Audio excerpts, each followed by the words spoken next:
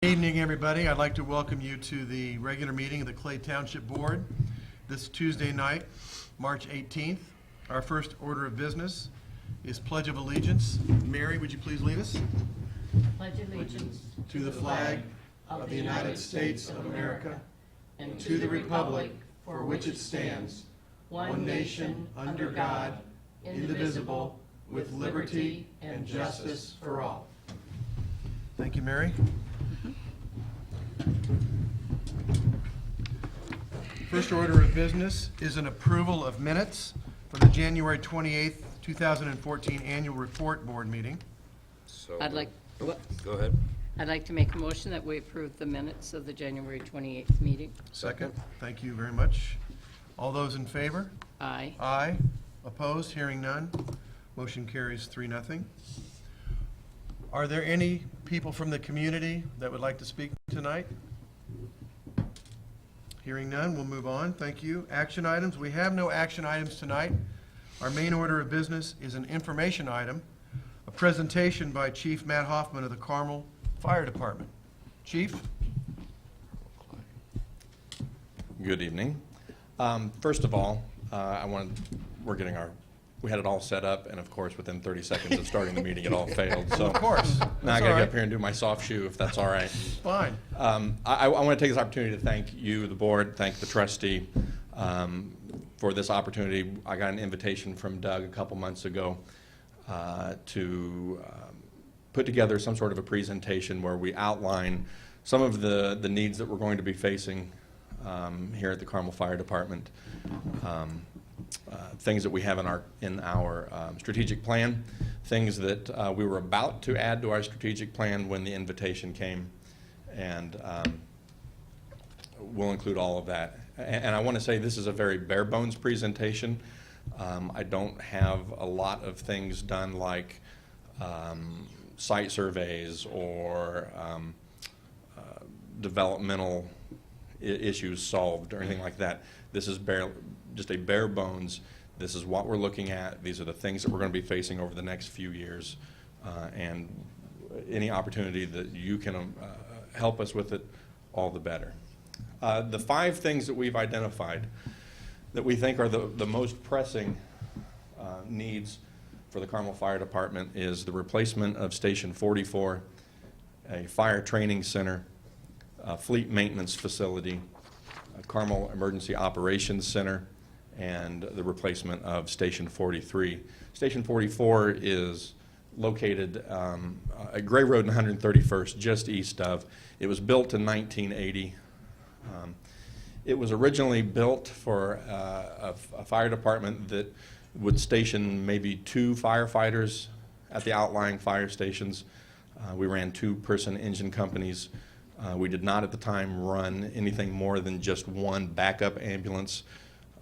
We had ambulance service provided by Hamilton County Ambulance Service, which is now defunct, but we would back up that service with an old ambulance that was staffed by firefighters. Since then, we have increased to full staffing. We run 4 firefighters on an engine. We run 3 ambulances in the city, each with 2 individuals. So this fire station that was originally built for 2 or 3 people now houses about, every day it houses 6. So there's a total of 18 people that work out of that firehouse. It's incredibly small living space. The building is starting to show its age. The thing about fire department or fire stations is that because they're staffed 24 hours a day, it's not like a typical office building. You have somebody present, barring any runs, 24 hours a day, 7 days a week. There are no times when those stations are closed. So things tend to wear out 3 times as fast. Carpeting wears out 3 times as fast. The age of a building ages 3 times as fast. So this would be the equivalent of a building that's about 100 years old if you take it in terms of the amount of man hours that it supplies living space to. These are a few pictures of the fire station. Again, let me just stress that none of this is a health hazard. These are perfectly safe buildings. I don't want to give the impression that You know, that new black recliner is not actually a recliner, it's a pile of black mold. It's not like that. These are safe buildings, so nobody's health is in danger. But from a standpoint of their functionality, they are, this building in particular, based on the number of people that it supports, is functionally obsolete. So you see that the quarters that the trucks are housed in is tight, as well as some of the living space. In the lower right-hand corner, it's kind of hard to see, but that's the workout area. It's actually out in one of the bays. There's no dedicated room for any kind of exercise equipment. Most every station has got something dedicated to some exercise space. This station and Station 43 do not. Some of the issues that we have from a maintenance standpoint at Station 44 is that somewhere, somehow, this station is starting to settle a little more than what's normal. And you would think that some of the settling issues would have been finished after about 34 years of being used. But we've recently, in the last 5 or 6 years, noticed that we have some new cracks showing up in the floor, new cracks showing up in the wall. You can see on the lower middle picture there that the building is actually starting to separate from some of the ground area. We have an engineering company that has come in and shot the grade on that to see exactly to what extent it's settling. We have dropped probably about about half an inch over the last 5 or 6 years, anywhere from a quarter to a half an inch.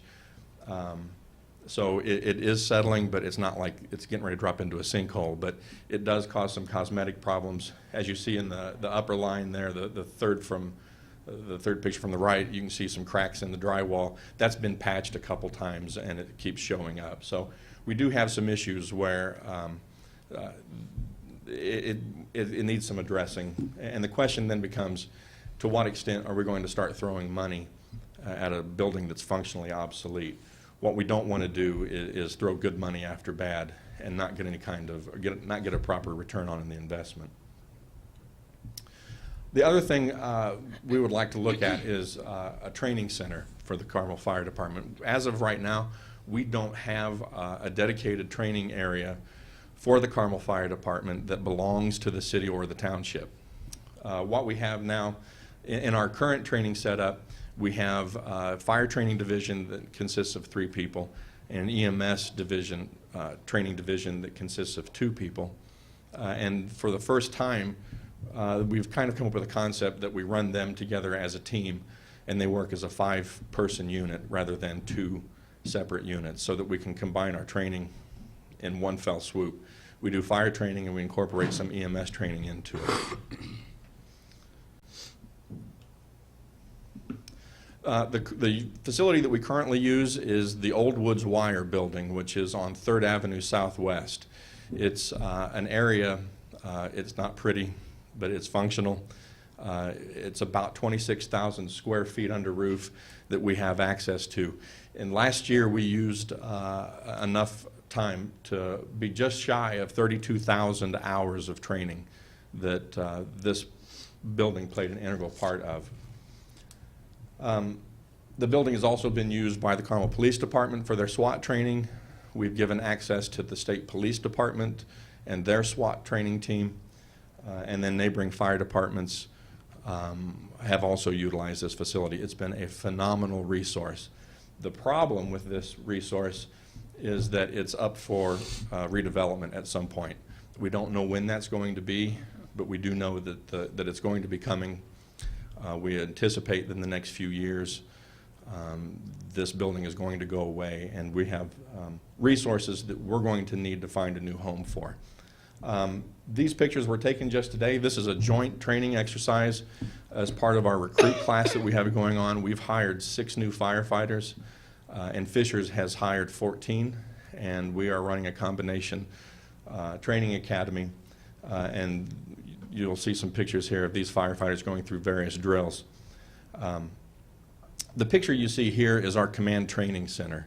About 2 or 3 years ago, we did an assessment of how it is that we come to command certain emergency incidents, specifically our residential fires, our large commercial structures, any fires that we have in them. and we revamped and modernized the way that we command those particular scenes. The computer screens that you see along that back wall are the computer screens that make up our Command Training Center, our CTC. At the time that we built that, it was only one of 3 computer training centers in the state of Indiana. Fishers had one, and Clay Fire Territory up in St. Joe County, northern part of the state, had a command training center. It's a very interactive program. We can take pictures of a building, we can simulate fire and smoke onto that picture, and then each of those screens will get a different picture depending upon what truck they represent, whether it's engine 1, 2, or 3. And we're tied in with a radio system, and we can actually run a virtual fire scene from this facility. And we can actually use buildings here in Carmel so that in the event that we do have a catastrophic event, a major fire, we can, if we use this enough and we use those buildings in training, it will be a training or a fire that we've actually seen before, maybe not in real life, but in a virtual sense. The facility that we use currently does have a training room that comfortably sits 20 people. It provides for equipment storage for these individuals when they're training. It provides various specialty props that we use as part of our training. That in the background is a bailout simulator. It teaches firefighters how to bail out of a window using special safety equipment in the event that they have to make a rapid evacuation from the scene. That is that prop there is a 3 or 4 simulators. It simulates going up and down. It's a contained breathing apparatus training prop that simulates going up and down stairs with no visibility. It teaches how to crawl through attic spaces. There's another view of it, and it's all tied into one. If you see over to the far left, that's just basically a dark tunnel that has a gradual narrowing so that we teach them to fit into tight spaces and how to get in and out of those particular situations. This prop is an entanglement prop. Those are wires that are stretched across, and the firefighters are taught how to navigate through an area that might pose entanglement hazards, and we teach them how to get through it without getting their air pack snarled. And if you've ever had the opportunity to see this, it's amazing how hung up a person can get with those wires in a very short amount of time. So those are very important props that we use on the interior of this structure. On the exterior of this structure, we have a residential simulator that we have created on our own. Those are just shipping containers that we have connected together and opened up their interiors, and then we have created basically we can cordon it off to where it is a simulator for like a residence, or we can open it up and it's a common hallway apartment building. If the large doors on the bottom open up, it opens into a hallway. There's a stairway in there, and if you go upstairs, there's a common hallway with apartment doors on either side. In the best world possible, we would be able to do live fire training in a apparatus like this. Unfortunately, because of where this is situated, we would not be very good neighbors if we were lighting fires and creating billowing black smoke, because this is in the downtown area. It's off the beaten path a little bit, but not so much that we can start doing live fire training in it. But we would have the capability of being able to create a live fire environment for anybody that was training to be a firefighter. So the problems with that building is that it's not owned, like I said, by the city or the township. It is going away someday. We just need to kind of keep an eye on the future and figure out when that's going to be. But even if we were to buy the building and use it, it's in a lot of need of repair and updating that I don't think the current owners are going to want to invest in simply because they know that it's going to be going away. So it's not a pretty building by any stretch of the imagination, as functional as it is. Excuse me, that was the Old Woods Wire building. Right. It's already burnt once. Yeah, that's right. I was on that fire, actually. In fact, Captain Moriarty, the station captain of 44s, he was on that fire too. I remember that. So some of the things that we need to look at in terms of this, do we really want to invest any kind of money into that? Is it prudent to put our money into it to fix up some of the things or to create some of the things that we need as a fire department? Available training space continues to decrease with the addition of new building tenants. This is a functional operating building. There are tenants in there, and as a result, you can see that we sometimes, by virtue of our training, we can be kind of a nuisance to those good folks, and we do our best to mitigate that, but we do tend to be a little noisy with some of our training when we're running saws, when we're clanging ladders against the building, when we're operating our fire trucks outside their windows. We do have to shut down the parking lot sometimes with our hoses when we're doing hose evolutions. We do use theatrical smoke inside the structure. We try to do that in evenings and weekends when no other tenants are there, but if somebody's working there on a weekend, that smoke does not know where to stop and not go into. So consequently, it goes into parts of the building that we don't necessarily want it to, and it has a potential to bother somebody. And then tenants have the ability to travel from one end of the building to the other, and they can come into our area or we can go into their area. And again, we can be intrusive. So training exercises are limited, especially in regards to hose evolutions and flowing water. One of the things that we do, down about mid-page on that, is 1410 drills. NFPA 1410 is a guideline that is used by the fire service to assess a fire company's abilities to stretch hoses and flow water, and how quickly they can do it. There's a standard time that they have to meet. And it's very labor-intensive testing. It requires a lot of hose on the ground. We just finished ours, I think, in September. And we laid close to 40 miles of hose during those evolutions. So it was a lot of putting hose on the ground, which meant that we were closing off portions of that parking lot, and we were limiting some of the access to some of that structure. So we very quickly found another location to do our work, and we'll talk about that in just a second. There's no room for any kind of emergency vehicle operating course. As good as this building functions for us, or we make it function, if we want to teach somebody driving, we don't have an area that is designated as a place to do that. And then whenever we bring in auto extrication training props, which are basically smashed up cars from a dealership or from a junkyard, we have to rent fencing to kind of protect that off so nobody gets nosy and plays around with those vehicles. And it can be a real source of liability if we just left those unprotected. So we'll rent fencing, we'll lock it up and keep that behind the fence for as long as it's there. But that is extra effort and it is extra money that we have to spend.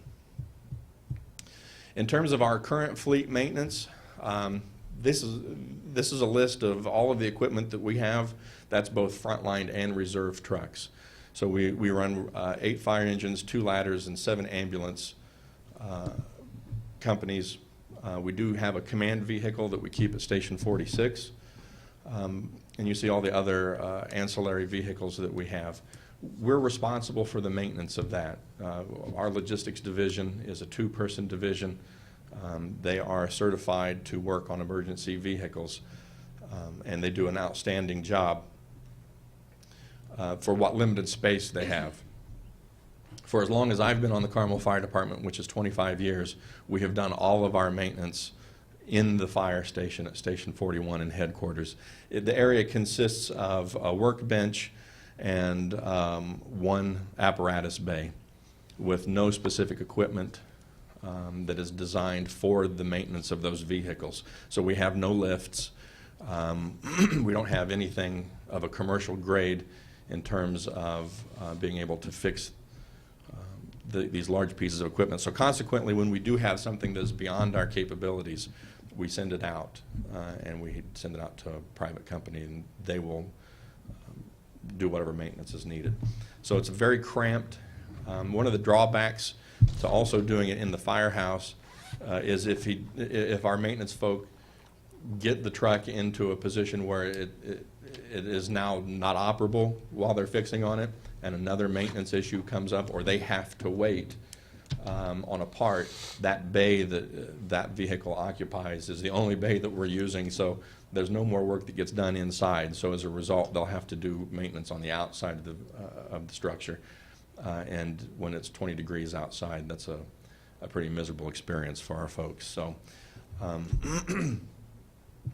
but we have done, one of my first memories of coming on the fire department is that we had a small rescue vehicle that had a V8 engine, and they were pulling the engine out of it with a hoist, and they were going to repair the engine themselves and put it back in. So, and that was before we had a dedicated maintenance division.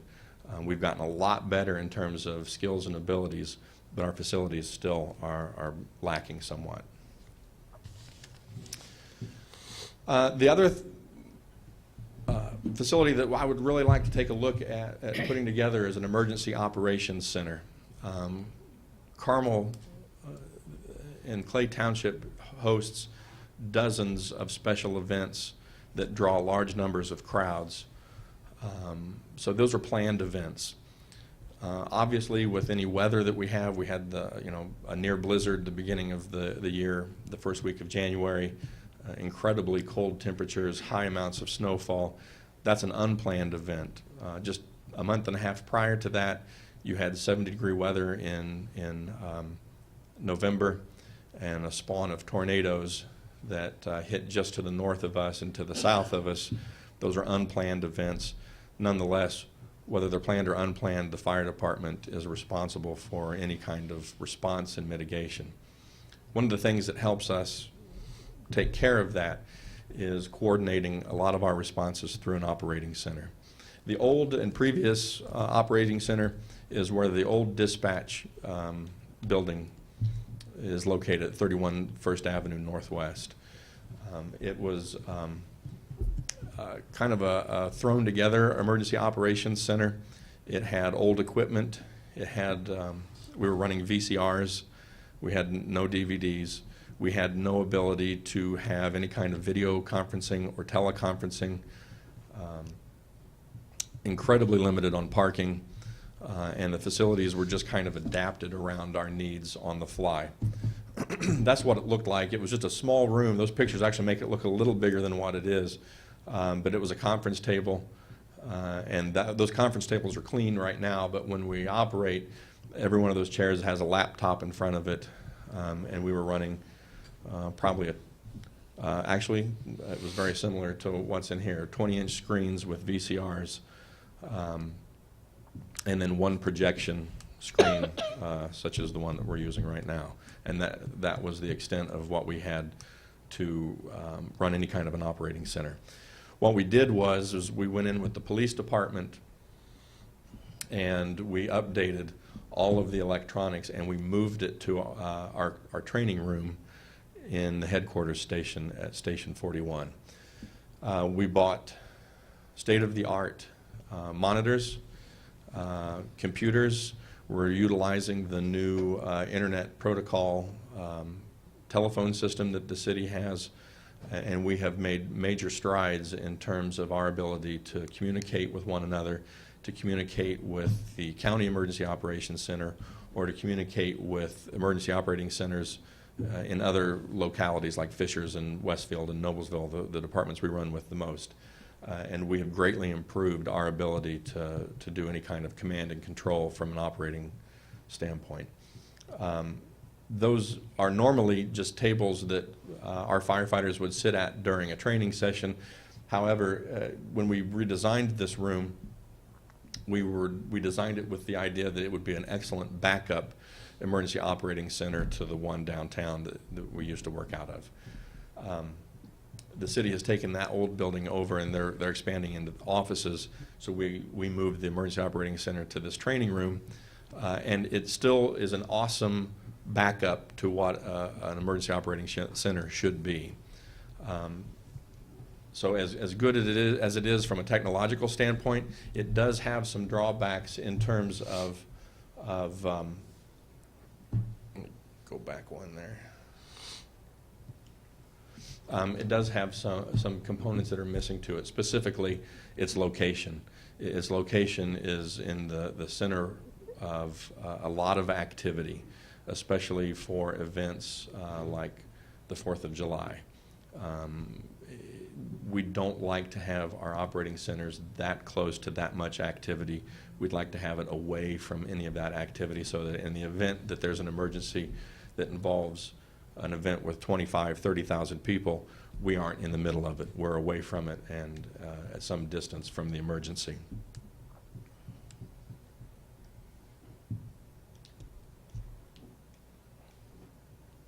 Well, no, I'm going backwards here. Sorry about that. All right, so our needs assessments, and these are as many needs as we could possibly come up with, and we don't expect every single one of them to be met, but when we're asked what is it that you would need, we're going to put in whatever we think we might need to make the best facility possible, and then we'll just take it from there. So some of the few things that we've included, I won't go through every one of these, but a simulation lab,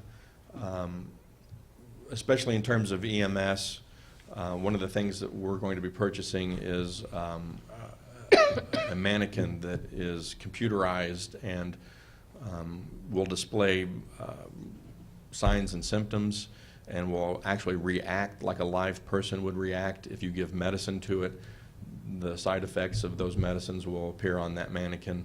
The heart rates will change, the pupils will change. You'll be able to start IVs, and you'll be able to intubate that mannequin, and that mannequin will respond as if a normal human being were having those procedures done to it. So that's one of the things that we've listed as a need. A control room that oversees the computerized training like the command training center. I did not have a picture of that. We do have in the Woods Wire building a control room that does nothing but control all of those electronic simulations. You'll see in there locker room and shower facilities. That is especially important in terms of when we're running recruit class and it's 90 degrees outside. And there are other functions that these folks are going to have to do. It does provide for them the opportunity to kind of clean up after being in 300-degree heat and lots of black smoke. The other thing that we're also looking at doing as part of our recruit class is getting individuals acclimated to a 24-hour shift and what life is like at a fire station.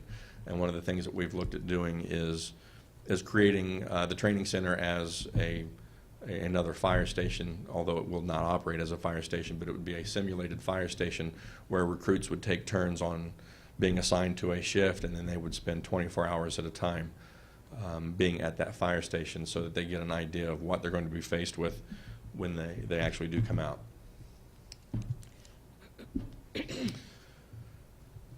The EMS training and storage, I talked already about the simulation lab. This would provide for at least some storage capacity, something that we're kind of critically short on. We've kind of maxed out all of our space at each of the stations, especially our ability to keep an inventory of EMS supplies, and then the smart mannequin room. And for the fleet maintenance needs assessment, again, if we got half of this, we would greatly improve our ability to maintain our vehicles. And I don't want to take away from the two gentlemen that they absolutely do amazing things for our trucks to keep them running, but there's a lot of trucks that they need and a lot of work that they're just unable to do simply because they're not as equipped. And then needs assessments for the operating center, things that we're going to need to keep in mind if we build one is you'll see about halfway down electronic key access to the entire building. This is a building that we need to make sure is secure, that it's reinforced in some way, that it can withstand large-scale weather events, or that it can withstand perhaps maybe even some sort of an explosion. An emergency operations center should not be something that is just in an interior room, although that's what you want. it does need to have some other facets to it that protect it, so that in the event that an event affects the Emergency Operations Center, that center can still continue to operate. And then you'll see that there, something simple as a restroom or a kitchen or a dining area. We're talking about some scenes that might have operational periods that last 7 or 8 periods. So you might be talking about 3, 4, 5-day events. The tornadoes that occurred in Henryville, you looked at from an EOC standpoint, they were running 2 12-hour operations a day, and they were doing that for a week solid. So they had to come up with ways to keep their emergency operations running 24 hours a day during that time. So it might not occur to anybody that in an EOC you would need some sort of facilities for the people that are there. They don't just stay for 4 or 5 hours. They're staying there for 12 hours at a time, many days at a time. So if I had to pin this down as to what we needed the most, first on my list is a new Station 44 with this caveat. We need to keep it either on this site or as close to this site as possible. Now, we own the land, obviously, that it currently sits on, and that would be the easiest choice. Some logistical problems that would create, though, is what do we do with the firefighters and the equipment and the living space that they're going to need during the time of construction. A nice ideal plan would be to find whatever land would be available in a close proximity to that. And then you could build and they could remain on site at their current location and just move in to the fire station when it's completed. Some hesitation in terms about moving the site too far away from its current location is our response times. We have very good response times in that district, especially for the higher density areas that are to the south and to the west of that station. That district becomes a little less dense the farther east and north that you go, but that tends to be where some of the available land might be. While that area is slated for development and it's projected that it will be developed, we don't really have any good idea on when that's going to happen. The economy has slowed down somewhat, so what has been projected over the last 5 years still hasn't occurred. And moving that fire station any farther east, we run the risk of increasing our response times south and west in an area that we already have density to it. So we don't want to take away from our ability to respond in what we know we already have.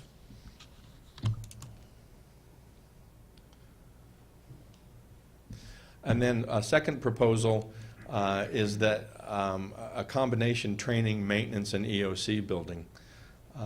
What this would do is it gives us the ability with one shot to take care of 3 of our needs. We could build a joint training and maintenance facility, and if we would happen to make a basement, we would be able to reinforce that basement to meet whatever standards are out there for EOCs, and we could house our EOC in the basement. The good news to this is that the city does have land that's available. The picture you see is the southeast corner of 106th and Gray Road. There's a new water facility there that was built in the last year or two.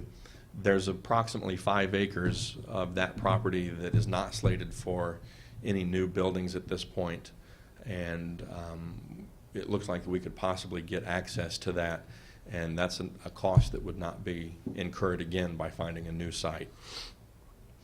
The other things that we like about this site is that our neighbors to the south is a quarry mine, and the neighbors to the east are a bunch of trees, and I think it's also owned by the mine, and it's a good opportunity for us to be in the middle of nowhere, probably nowhere else in the city that you can say that, and we can be as loud as we want and we won't bother anybody.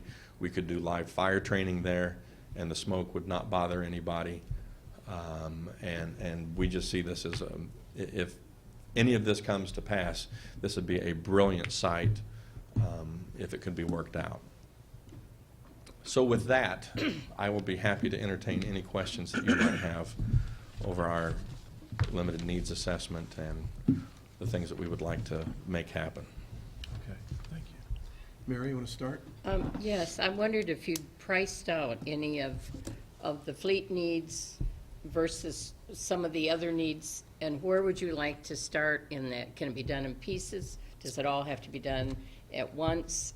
Once you start an area, I mean, how does it all interconnect so that we know if we can delegate a certain amount of money, and that's all we had right now, where would you want us to start? Well, to answer the first question, do I have any specific numbers? And I do not have any specific numbers. I do have general numbers. When you're talking about new construction, and these numbers tend to include the purchasing of land, which may or may not be an issue, but let's just say that it is going to be an issue. Fire stations probably run anywhere between $185 a square foot to about $240 a square foot. EOCs, they can be more expensive because you have technology involved, technology that we already have, so that's not even an issue. But let's just say that we had to buy technology that would come with that. You're looking anywhere from $200 to $350 a square foot. But the good news is, with saying all that, the numbers that we have, we already own land, we already own technology. This is just a matter of being able to build a shell that we can house some of this into.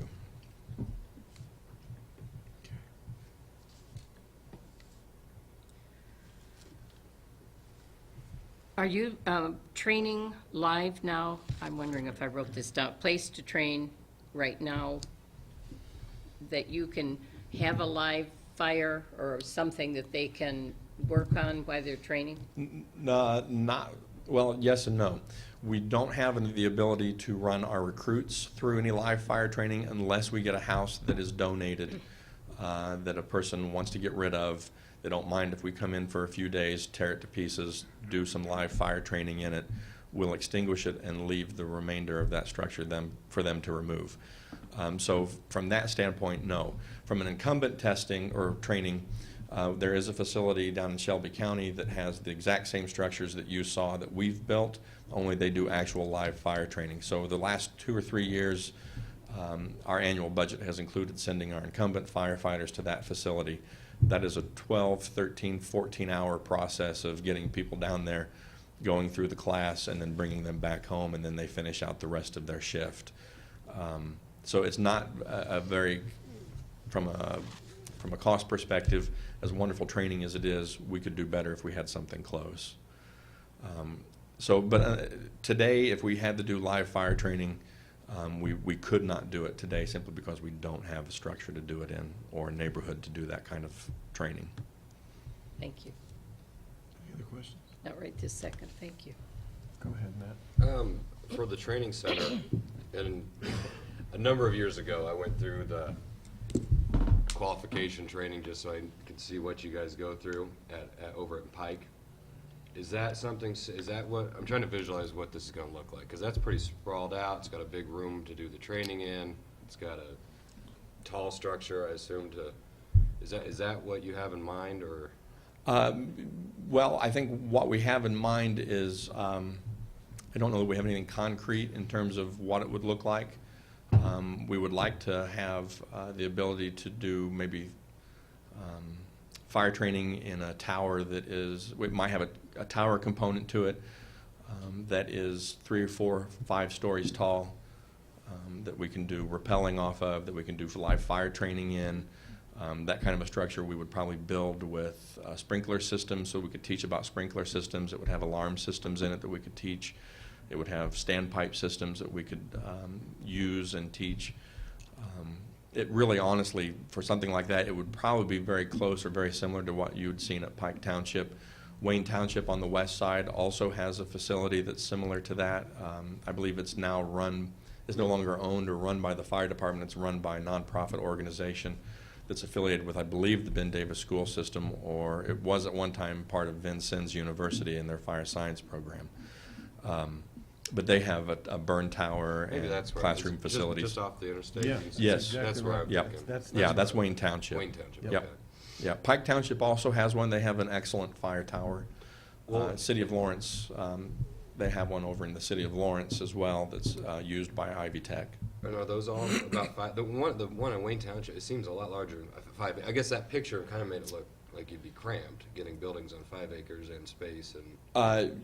Well, it just depends on what we're going to do with it. 5 acres is going to be snug. We can't get too aggressive, I'm guessing. Well, I guess what I'm looking at is if we have the means, and once we work out the finances to do this, I wouldn't want to have to do it twice. I mean, Right. get what you need and enough land to do it on, instead of trying to conform just because the land's there. I mean, I just want to make sure that if you were able to get everything you wanted on that list, that it would all be able to fit. If there's an issue of land, not having spoken to the mine, it is my understanding Well, that's what I was going to ask. that there is more property around that property, that if we needed some more acreage, it's there. Now, whether the mine would be open to us speaking to them about that, or be willing to take offers, or be willing to engage in a dialogue, I can't speak for the mine. I've not approached them. But there is more land there that is as ugly as what you just saw. And again, it would, we would be very good neighbors occupying that space. Is there any, well, for 4 years we've been talking about the fire station on the west side of Carmel. Is there anything that could be retrofitted to use for, like your maintenance center, for the fleet maintenance? Well, you know, we've talked about that. We've talked about the possibility that that could be a maintenance facility. That is a possibility. If you don't stay on that side, if we get land across the street or down the road a little bit, and we give up that land can be used for other things. That building, very possible, it could be turned into a maintenance facility. It could be used as an educational facility. We had looked probably about 10 years ago at building an educational facility that taught fire safety. That's an option, perhaps. We would have to make some changes to it that would fit new coding, like Americans with Disabilities Act. We'd have to make it ADA compliant. We just have to take a look and see what the feasibility studies come back and say as to whether that would be good use of property and money. On your training center list, under the needs, and this is just curiosity, you had a note that said non-pull-through bays. Why is that? Well, I don't know. I'll have to ask my training chief on that, because I don't know that I have a good answer for that. Other than you're going to be forced to back into a tight space, and that is part of training of EVOC training, is backing into tight spaces.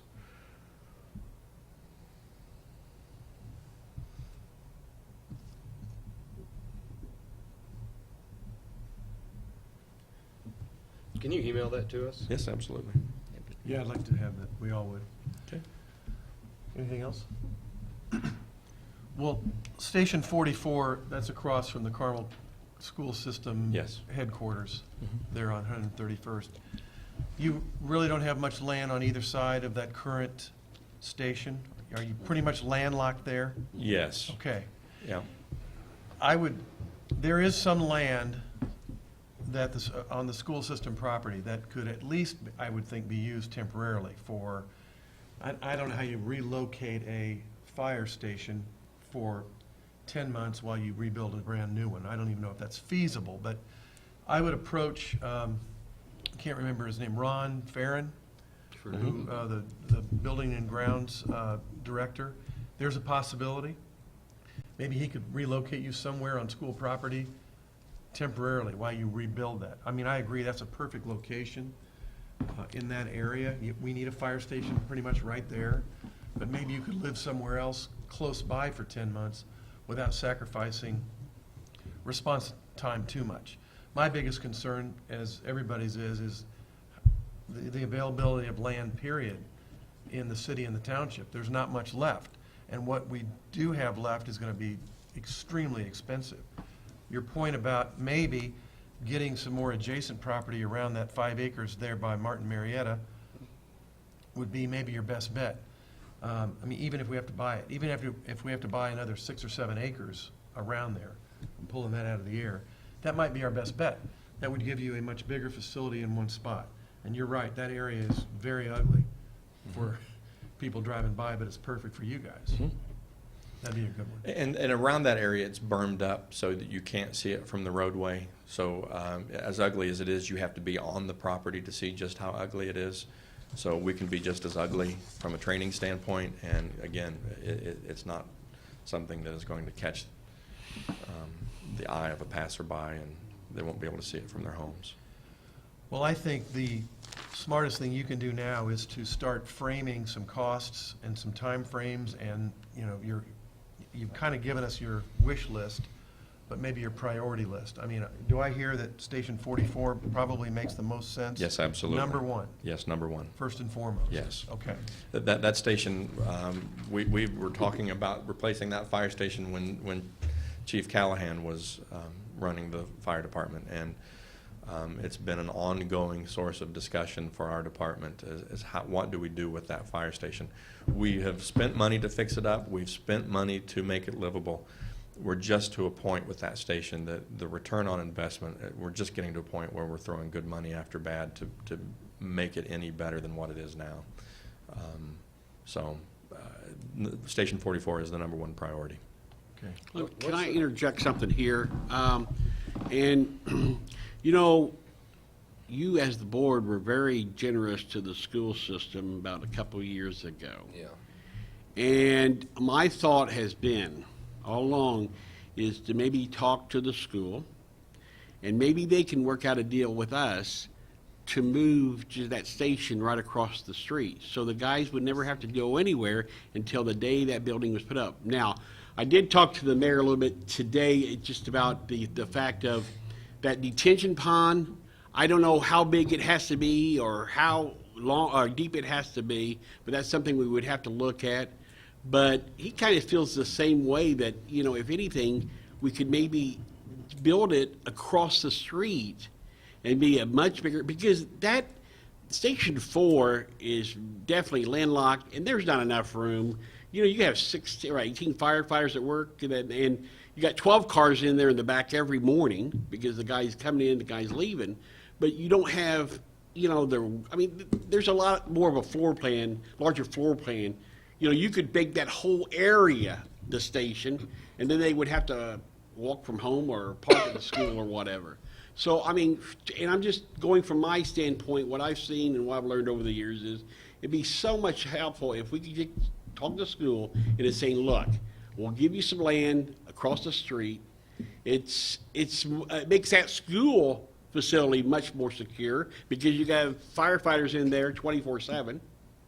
You know, so there's a security thing there, and we'll even give them we'll give the school the space. Well, that's the city, so I can't answer the city. But we could give them that little lot of land if they wanted that. I mean, you know, Sue Finkham's here. Sue, did you hear that? All right, Sue. Okay. You know, but I would just prefer seeing, and that, Chief, thank you, that is a priority. 44 is a priority. It needs to be replaced now. But I would just like to see it built across the street and then close that one down and then move in. You know. Well, then here's what we do. We get a hold of our new superintendent, and we get a meeting put together, and we talk about the logic and the timing and the urgency that we need to get that done. Be over there temporarily or permanently on their property. They've got plenty of land there. I know how much land they have. And we could work it out so that, I mean, obviously buses are rolling through there twice a day, but I'm sure that there are ways that we could work that out to either permanently locate the fire station onto that property and work out some kind of an agreement, or put it in temporarily, even if that's possible, while we completely rebuild 44 on its present site. Can you do a fire station in less than a year? I don't know. I think in the past, when we did 42s and 6s, that was that 9 to 12 months? Are you build talking out? about? You can build a McDonald's in a month, so I know Right. it's a slight Are you difference. you're talking from the the first move of dirt, not from the time Angie and Tom gets their work done, right?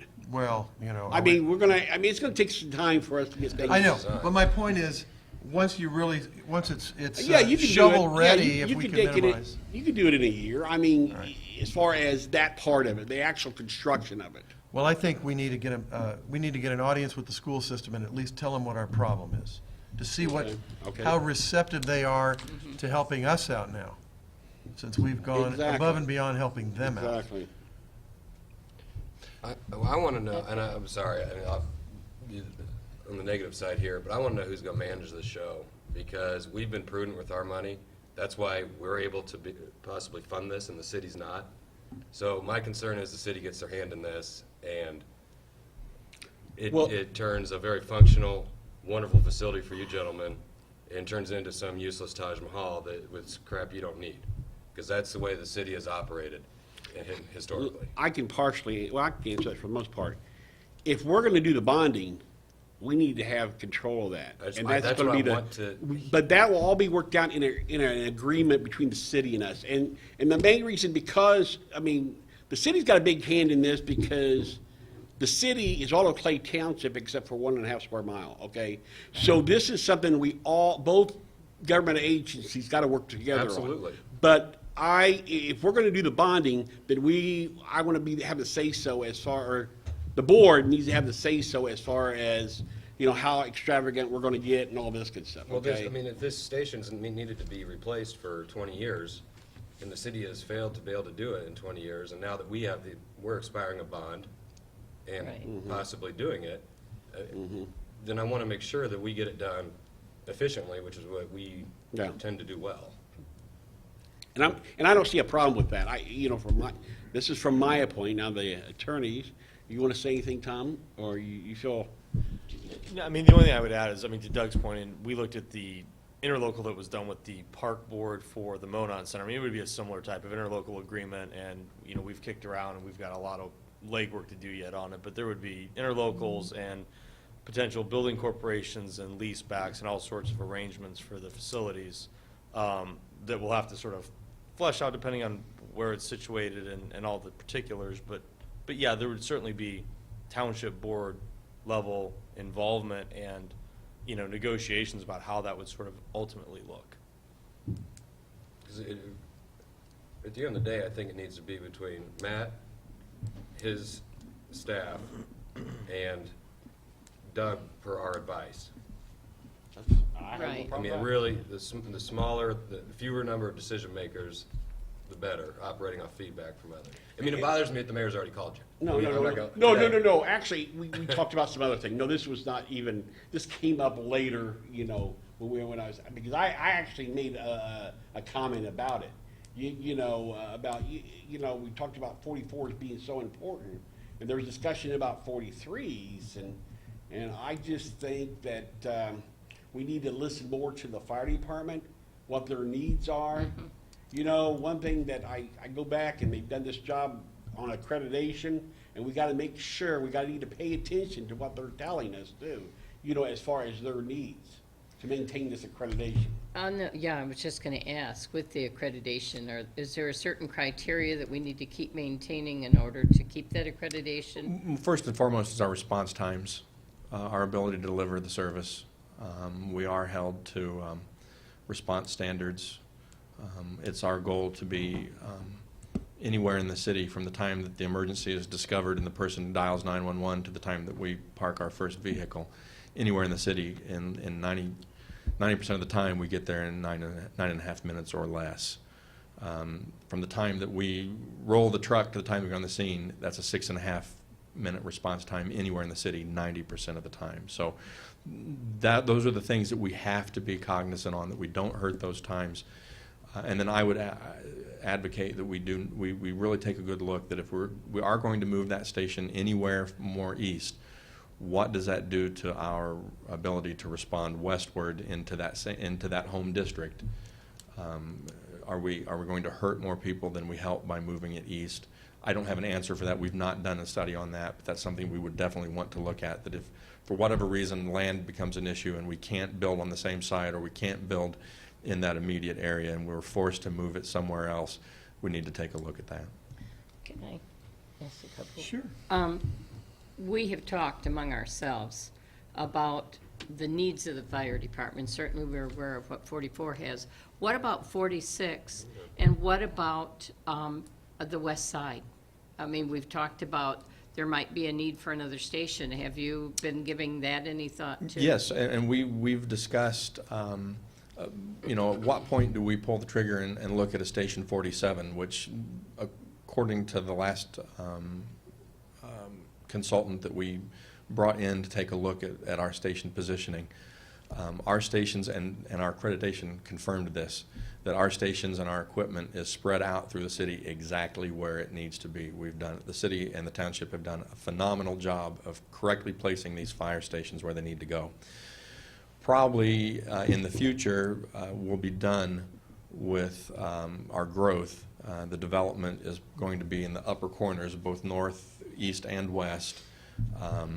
And we've got northeast covered. Northwest is going to be an area that we're going to need to look at eventually. Right now, our run load to the northwest portion probably does not dictate that we look at building a brand new fire station. It's a low density, low incident area, as we have found out through running our numbers. And if we see it trending towards that growth in emergency calls, then we'll need to revisit that. Right now, I think it's holding steady, and there's plenty of land out there to be developed. But as far as I know, in talking with the folks at City Hall that kind of oversee that, there's not a whole lot on the books ready to go in terms of developing that area. There is the potential for it probably to grow anywhere between 5,000 to 6,000 people over the next few years. But again, economy is going to dictate that. And so have we looked at it? Yes, we've looked at it. Is that something that we need to do tomorrow? I personally don't feel that we need a fire station out there just yet. Keep in mind that anything new we build on top of the 6 we have has significant sustainability issues. We're going to have to pay new firefighters salaries and benefits. We have to buy new equipment to staff a new station. And that's a whole discussion that I'm not prepared to have, simply because that's not what I was asked to bring to the table this evening. We can certainly have that discussion, but it is something that we have to consider. Any new station is going to require extended resources to staff it. I was just trying to get a feel for what is needed in the next few years as to how we approach all of this. Yeah. Thank you. Mm-hmm. And I do have an answer for the no pull-through bays. It dawned on me while the chief was speaking. That building was designed to be back against the property line, and so you wouldn't have any area to bring a truck around the backside and drive it through. So. But if you were able to acquire some more land. Oh yeah, yeah. If you had more land, you can just open it up and build bay doors on both sides like you would any firehouse. One question I think we all need to know, or at least I want to know, is how much of a bond we can levy without raising taxes. That was the next thing I was going to bring up. And this was the thing that, one of the things we need to find out what we're looking at cost-wise is for our accountants to come up with what we can bring in without raising taxes. You know, this one bond is going to be rolling off at the end of next year. And so that's why we got to get started now on this. But I do not want any new taxes, any increase in taxes. I think with our increase in AV and, you know, some of the other stuff that we can do, I feel that we can do at least the station and probably either 43s or the complex you're talking about. But I won't know that until they do run the numbers on that, okay? I'm just saying I do not want to increase anybody's taxes by adding this. With these rolling off and we adding that, then it just kind of zero, smooth. Doug, are we going to have some extra money now that the Clay West is paying 100%? We're not going to give the charitable donation Right. That goes into anymore. effect 2015. So we'll have some money to pay on the bond as We will do it well. this year, but not next year. Okay? So that, but that would be taken into. And if we, and that's why it's important on this land, since you guys have the land for that complex, we don't have to buy any land, right? No, you wouldn't. Okay, but, and if we can talk the schools into working with us, that means the land is, I mean, it's not free, but it's, you know, we won't have to spend too much money on land. We can hope. You know, that all goes into, and I like what you said, Chief, about the fact that you already have a lot of the appliances and stuff you need for those buildings. So all we're doing is building the shell. Yeah, and especially with the EOC, which tends to be a more expensive proposition, especially if you build it standalone. And you build it as your dream EOC. And there are dream EOCs out there. There's one that was just opened in Springfield, Missouri that is state-of-the-art, a $20 million venture that was a conglomeration of entities and counties and state. And it's just a crazy, beautiful, and very highly functional, more than what we could ever want here in Carmel. So the $350 a square foot is that top line, standalone, best of the best number, and that our number is not 350 a So square foot. you're looking at the station about $185 to $240 a square foot? If I remember right, those were the numbers, yeah. And then It was 200 right around $200 a square foot. And then 250 for the EOC? Yeah, but again, without knowing, again, those are standalone numbers. Yeah, right, So if you okay. combine it with other facilities, then, you know, for the EOC itself, that you're not going to probably, Okay. That So includes- actually what we need to do is find out the numbers. Yeah. Ange, why don't you come up here? And by the way, I just got to say this because when you're showing the pictures, that EOC, if you look at it straight on, it almost looked like a latrine. Did you notice that? No, I I didn't thought, notice that. that looks like a bunch of men's urinals. yeah, it was not a pretty facility. No, it wasn't. Okay, that's a good segue for Angie. Yeah. Yeah. Jump on. I actually have ran some numbers, just to start estimating some things out, so let me pass these out to everybody. Thanks. Chief, thank you very much. Yes. Well, seriously, let's close the loop and let's try to get a meeting with the school system and start the discussion. Doug? Okay. Angie? Thank you. So, my task was to look at and estimate the available construction dollars and maximum bond issue that will keep the rate the same. So on the first schedule that you're looking at, what I provided for you here is the estimated combined amortization schedule and tax rate. So you'll see on the far left column are the payments. Your bond payments are made the 1st of January and July of each year.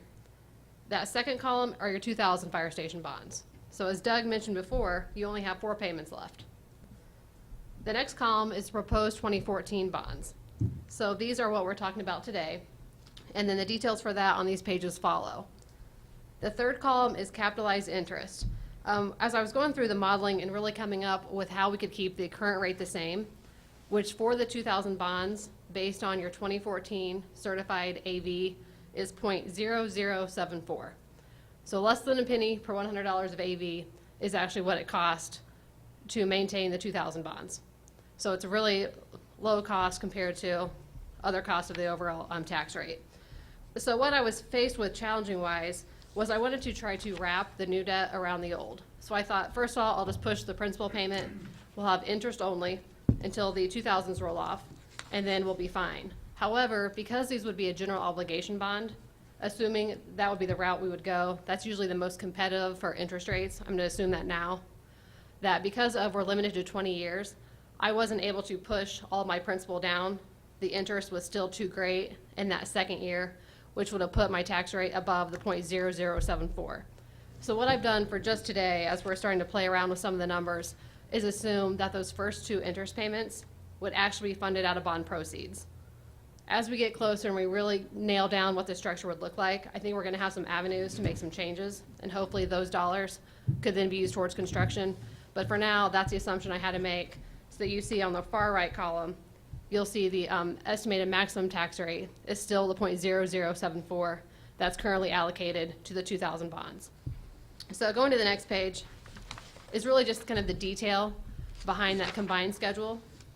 Page 2 is the principal and interest on the 2000 bonds.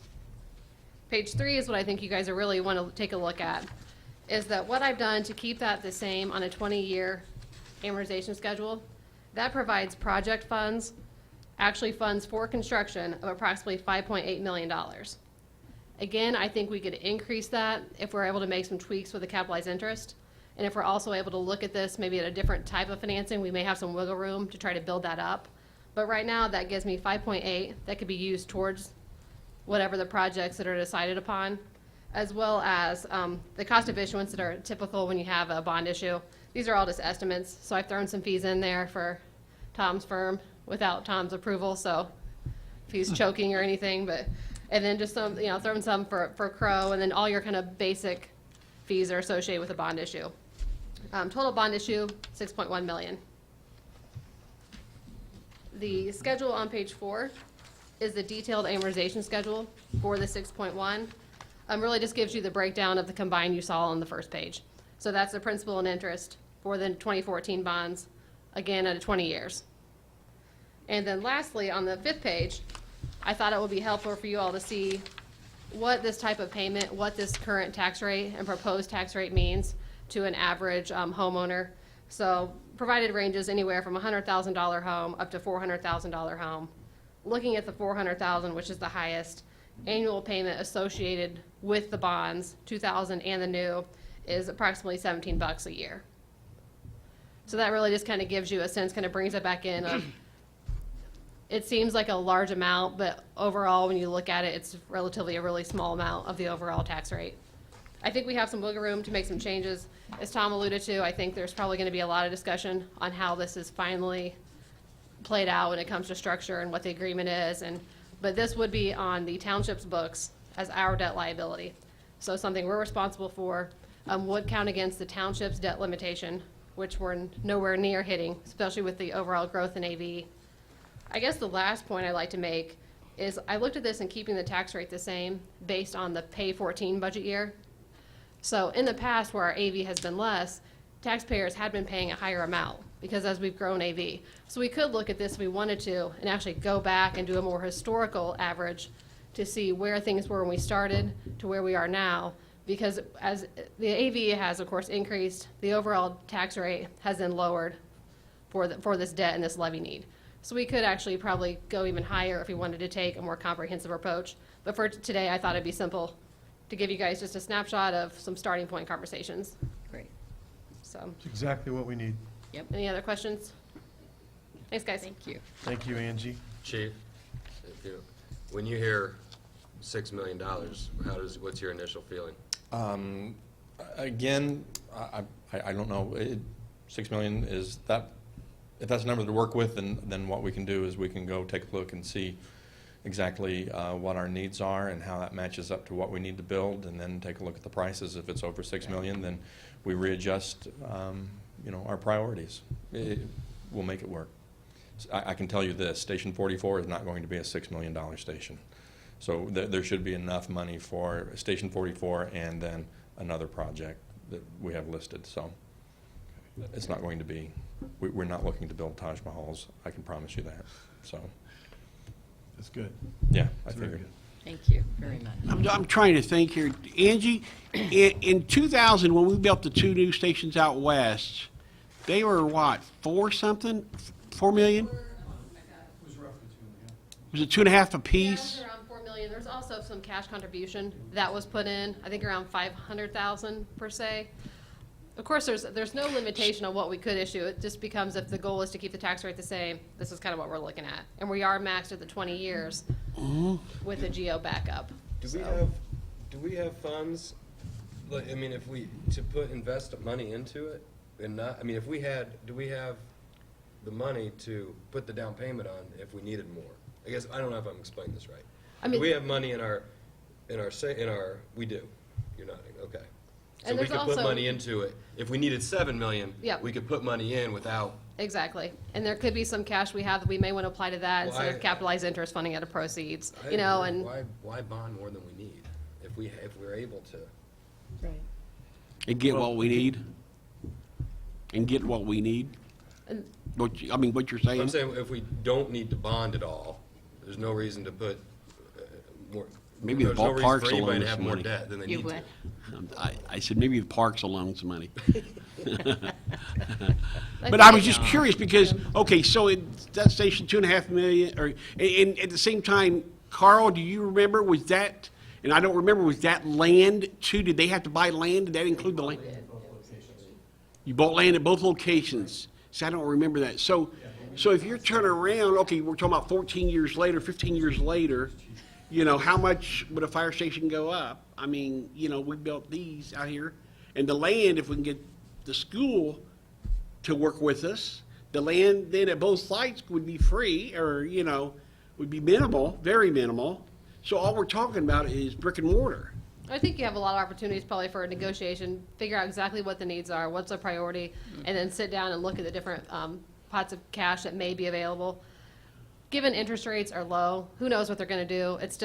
They're still lower than they have been historically. We have seen some up and down, but I think it's still a good time to borrow. That's really the only reason why, and why I met with Doug, when we start looking at the budget for budget season this year. Okay, we only have a couple payments left. You know, where are we long-term capital? That's when the discussion kind of started rolling in on what needs you all may have. It's great if you want to pay 100% cash, but it's always good too if you can, maximize the dollars that you have, and if it's a low interest cost time to borrow. That's really, I think, what kind of started the conversation. I said, let me run some numbers, talk to, I'm sure he had some ideas already that this was important, and that's kind of where the conversation started. Well, clearly within the purview of what we're Yeah, about. Yeah. Fire, parks, poor relief, this is clearly, this is our responsibility, so. Right. Absolutely. We're not here to do anything else, so. Okay, thank you, Angie. Thank you. Public safety, you can't go wrong. No, Financial questions from the board. We've asked a few. Any others? I don't have any others. Board comments. Mary? Well, mercy heavens, I'd just like to say thank you. That was really educational and something that we've been wanting for a long time. We appreciate members of the department coming too. It's really nice to see all of you here. And Sue, thanks for coming. I know you're involved in this. And Carl, thank you very much too. We're very pleased to have you here tonight. Thank you. Matt? Thank you all. Sue, I know it's in your district, so it affects you. I appreciate you being here. And to all of you gentlemen, thank you very much. And, as speaking for myself, as long as the numbers work out, I'm full support of this. If you need it, you need it. I'll be anxious to see what you come up with, Chief, you and your guys, and then we'll take a hard look at it and figure out how to make this work. Sooner the better. Doug? How long, never mind. We'll talk more. Okay. And now I don't want to, I'm just having a lot of things run through my mind right now of getting things going and stuff, because we need to talk to the school ASAP. Stephen, Yeah. April meeting. Yeah. So maybe I'll take him out to lunch and have a serious talk with him. Do you have any announcements, Doug? No. Upcoming meetings I or- will just tell you that the legislative session is over. The ITA sent us an email out, and nothing really going on with township government at this time. So, that's another year, and they'll be busy next year with their budgets. Budget, So, but no, there was nothing that. And once they go over all of the bills, then I will let you know at the next meeting if there's anything. But as of right now, nothing new with township government or local government that we should be concerned about. When is our next meeting? The meeting is, and since we had it this month, the next one's April 22nd, but I'm not sure if we're going to need So I think we should convene and. meet with them again. Okay, Yeah. then April That's up to you, 22nd. Paul, I'm sorry. That just went- No, Right. April 22nd, it's down as April 22nd. Can you, I'll get with you, Chief, okay, and we'll do some more stuff. Okay, that way we'll have more information for you than April 22nd. Good. Excellent. Okay, very good. Any other comments? No. Then may I have a motion for adjournment I so move. and Second. a second? All those in favor signify by saying aye. Aye. Motion carries. We are adjourned. Thank you, everybody, for Thank you. coming.